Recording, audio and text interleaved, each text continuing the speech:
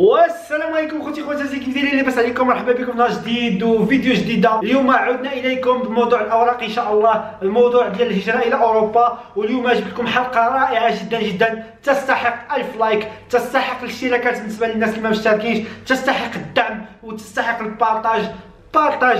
بارطاجيو بغيو الخير باش ربي يعطيكم الخير. الا بقيتي كتحتكر المعلومه وكتقول هي ليا انا غير ليا انا، فربي يسهل عليك. بغي الخير ربي يجيب لك الخير. انا كنقول لكم عاونوني بلايك وبابوني، هذاك هو الخير اللي ديروا فيا، وانا كنجيب لكم معلومات وكنبارطاجيها معكم. واخا كيكونوا شي معلومات معروفه كنشر، المهم كنشر المعلومات اللي كاينه، كنشر المعلومات اللي كنعرفها، ما كنبخلش بها على خوتي خواتاتي اللي باغيين يدبروا على راسهم وباغيين يديروا حياه جديده ان شاء الله. بقاو معنا ما تزابيوش.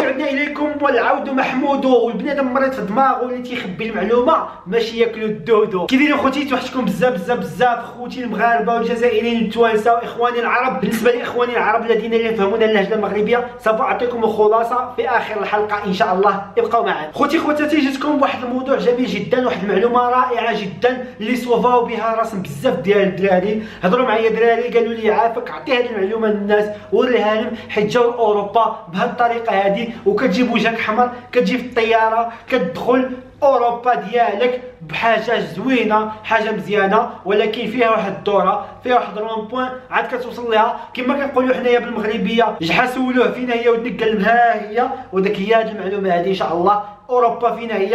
ها هي، ما غاديش نقولوا اوروبا هنا، اوروبا هنايا. كيفاش؟ هادشي اللي غتعرفوا بهذه الحلقه هذه. بسم الله على بركه الله. حلقه اليوم كتعلق كيف تهاجر الى اوروبا بطريقه شرعيه وبوجهك احمر وبدون ريسك وبدون عذاب وبدون حريق وبدون هجره سريه وبدون زواج وبدون اي شيء. كيفاش دير اخويا؟ تمشي لاوروبا قانوني بلا كونطرا بلا والو بلا زواج لا هذه، سهله جدا. كاينه واحد الدوله بعيده، البلاد ديال نيمار ورونالدينيو اللي ضيعونا في 98، خلاو البيت تمرك عليهم تعادلوا باش حنايا ما دزناش. هذوك هما اللي غنمشيو عندهم وهذوك هما اللي غيوصلونا اوروبا. كيفاش؟ كما كتعرفوا دوله البرازيل كتعطي المغاربه 3 شهور يدخلوا بدون فيزا، يعني حتى كتوصلوا للايروبور تما وكتطبع لكم فيزا ديال 3 اشهر في البرازيل. ومني كتوصل للبرازيل اخي المغربي ولا اخي العربي ان شاء الله عندك فيزا ديال 3 شهور سياحيه. اول حاجه البي ديال المغرب البرازيل غالي جدا، كيوصل حتى المليون. ما بين كازابلانكا وريو دي جانيرو كيوصل حتى المليون، وخصك تكون قاطع الي غوتور، يعني عندك فيزا سياحيه ديال 3 شهور، خصك ضروري تكون عندك ذهابا وايابا تيكيت ولا البي ديالك. ملي كتوصل ريو دي جانيرو كيعطيوك فيزا ديال 3 شهور، لانك مغربي عندك الحق دوز 3 شهور في البرازيل مجانا، يعني فيزا مجانيه ما كتخلص عليها والو. ولكن ضروري عندكم تساوي بي ديال الي غوتور، يعني انت عندك جواز مغربي غادي تمشي دابا لاجونس دو فواياج، بغيت تمشي ريو دي جانيرو الي غوتور غادي يقطعوا لك الي غوتور، غادي تشد الطياره، غادي دير ليسكال في باريس غطير لك حتى ريو دي جانيرو، وها انت وصلتي الى البرازيل. انت وصلتي خويا للبرازيل، عندك 3 شهور. داك 3 شهور يا اخي العزيز خاصك تدبر على راسك، خاصك تخدم داك انت مغربي وتخدم داك التقفوزيت وداك الشيء كامل، تدبر على راسك شي زوجه تزوج بها، لان اي واحد تيتزوج برازيليه وتيجلس معها 3 سنوات كيعطيوها الجنسيه البرازيليه، او عندك الحق تاخذ الجنسيه البرازيليه. وبرازيل ايضا كتقبل دوبل ناسيوناليتي، يعني ما يحيدوكش الجنسيه المغربيه ديالك باش تاخذ الجنسيه البرازيليه، لا ابدا، عندك الحق الدوبل ناسيوناليتي بحال اوروبا. تقدر دير الجنسيه البرازيليه بالزواج ببرازيليه او الزواج بغير برازيليه، ولكن خصك تولد معها اولاد في البرازيل، ومن الاحسن تزوج برازيليه باش ما دير لا اولاد لا وتاد، باش ما يبقى تابعك حتى شي بز في راسك. هذه اولا. اللي كدير اخويا المغربي الجنسيه البرازيليه عندك الحق تدخل 162 دولة عالمية، عندك الحق تدخل 162 دولة، ومن بين الدول الاتحاد الأوروبي. نعم سيدي، من بين دول الاتحاد الأوروبي كاملة كتدخلها مجانا، فيزا حتى هي أيضا 3 شهور. كنتي برازيلي وبغيتي تدخل لأوروبا خاصك فيزا ديال 3 شهور كتاخدها من المطار، يعني انت كتنزل في المطار وملي كتوصل للمطار الأوروبي تيطبعوك فيزا ديال 3 أشهر. وشي وحدين يقول لك واه انت دخلتي أوروبا وانت بقيتي 3 شهور، ومن بعد 3 شهور شنو؟ من بعد 3 شهور كاينين طريقتين. الطريقه الاولى سواء تحرق داك الفيزا 3 شهور وتبقى حارق كي خوتك، وكاين حاجه اخرى كيديروها بزاف وكيدير واحد الدري صديقي من اسبانيا، حيت هو كيسكن في اسبانيا، كيمشي للمغرب اي فوا كتقرب 3 شهور كيمشي للمغرب كيجلس اسبوع وكيرجع وكياخذ 3 شهور اخرى. وهي عندك الحق واخا تخرجي ساعه، يعني تخرج من الاتحاد الاوروبي ساعه وترجع تدخل للاتحاد الاوروبي كطبع لك 3 شهور اخرى. بزاف دراري تيديروها اللي عندهم جنسيه برازيليه كيخرجوا من الاتحاد الاوروبي واخا غير ساعه واخا غير نهار وكيرجعوا وكتجدد لهم 3 شهور. يعني كنتي كتسكن في الحدود مع شي دوله خارج الاتحاد الاوروبي كتخرج ليها وكترجع تدخل وطبع فيزا ديال 3 اشهر. شي حاجه مزيانه بزاف، وبزاف دراري كاينين هنا داروها. يعني خلاصه تلقاو خوتي خواتاتي كنتي مغربي ولا جزائري كما كتعرفوا، ولا اي واحد اللي عنده الحق يدخل للبرازيل بفيزا ديال 3 شهور اللي كتعطاكم، كتمشي للبرازيل كتدبر على راسك. الحاجه المهمه والواعره والصعيبه في هادشي هي في البرازيل كيفاش تدبر على الزواج. وبزاف دراري يتزوجوا بالبرازيل صراحه. انا كنعرف واحد الدري صحيبي بزاف كيعاود لي بزاف على البرازيل، قال لي صراحه دغيا تزوج ودوز 3 سنين وخدا الجنسيه ديالو. كدوز 3 سنين كتاخذ الجنسيه ديالك بدون مشاكل وبدون اي حاجه. بغيتي تبدل حياتك ضروري خصك تغامر، وكما قلت لكم في اوروبا ها هي غامر، ما فيهاش لو ريسك، ما غاديش تريسكي بحياتك، ما تريسكي حتى شي حاجه.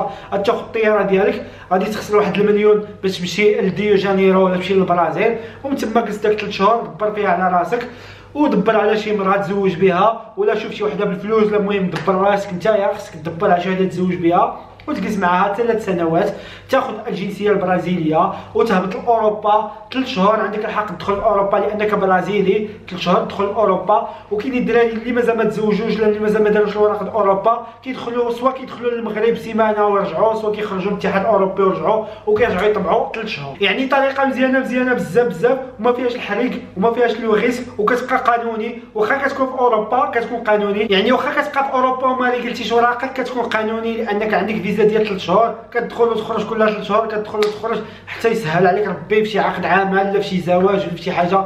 الله يسهل على جميع خوتي خواتاتي. كنتمنى الفيديو يكون واضح ومبسط بزاف وفهمتوا. نحاول نتكلم دابا باللغه العربيه باش اختصارا باللغه العربيه. اخواني العرب الذين يحق لهم الدخول الى البرازيل 3 اشهر، يمكنكم الذهاب الى البرازيل بجنسيتكم سواء مغربيه او تونسيه او كيفما كانت جنسيتك، الذهاب الى البرازيل ثم البحث عن زوجه والجلوس معها 3 سنوات لتاخذ الجنسيه البرازيليه. وبعد ما تاخذ الجنسيه البرازيليه الباسبور البرازيلي يحق لك الدخول الى 162 دوله عالميه، ومن بينها دول اوروبا قاطبه او الاتحاد الاوروبي قاطبه.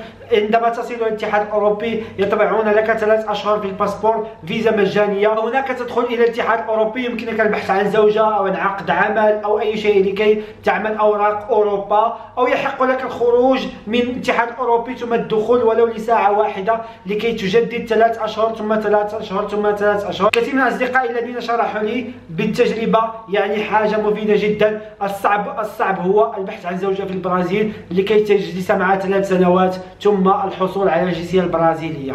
فاتمنى الحظ سعيد للجميع، والله يسهل عليكم خوتي خواتاتي جميعا. واتمنى لكم يا ربي اللي في قلبه شي حاجه الله يعطيها ليه، والله يجعله ربي. اللي بغى اوروبا الله يعطيها ليه، واللي بغى شي حاجه اخرى الله يعطيها ليه، والله يرزقكم من عنده. واللي بغى يبدل حياته ما عليه غير يتحرك ويخدم، ولكن بدون ريسك. ما تاخذوش لو ريسك، بدون ريسك. حاجه سريه وداكشي بعدوا منها. ديروا حوايج قانونيه باش ربي يسهل عليكم، وتا والديكم ما يخافوش عليكم، وتا الكبدات ديال الوالدين الله يسمح لنا من الوالدين ما يخافوش عليكم. ديروا شي حاجه اللي تقدروا تكادوا بها ورقاتكم، ولكن بانتيليجون بالتفكير وبلا ما تعرض حياتك لخطر. فوالا خوتي خواتاتي، الا عجبتكم هذه المعلومه بارطاجيوها، شاركوها مع الاصدقاء ديالكم، وما تنساوش ديروا لايك تدعموني باش نجيبكم معلومات بزاف. ولا بغيتو تزيدوا شي اسئله اخرى حطوها لي في الكومونتير غادي نبحث عليها ولا كنت غنعرف نجاوبها غادي نجاوبكم سور بلاص، ما كنتش عارف نجاوبها غنبحث عليها وان شاء الله غادي نجاوبكم كاملين خوتي خواتاتي. فتبارك الله عليكم والله يسهل عليكم دائما وابدا، وتحياتي لكم، احبكم في الله. السلام عليكم.